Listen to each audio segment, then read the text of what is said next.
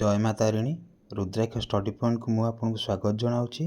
Pedagogy question series आज प्रश्नटी है which of the following is a की characteristic of creative thinking.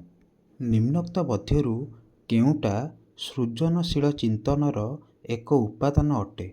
Option number 1 conformity अनुरूपता, option number 2 originality मौलिकता, option number 3 memorisation मन पकाइबा, option number D imitation अनुकरण। देखिबा यार सठिक उत्तरटी कौन होउछि। यार सठिक उत्तरटी है ऑप्शन नंबर 2 ओरिजिनलिटी मौलिकता। सृजनात्मक चिंतन हेउछि एक उपाय जेउथिरे कौनसी भी एक समस्या को नूतन धारण रे समाधान करा जाई पारिबो। सृजनात्मक चिंतन साधारणतः अंतर्निहित गुण जहाँकि बाल्य अवस्था उपयुक्त परिवेश रे वृद्धि करा जाई पारिबो। आशा करुछि भिडियोटी आपको भल लगी। धन्यवाद। जय माँ तारिणी।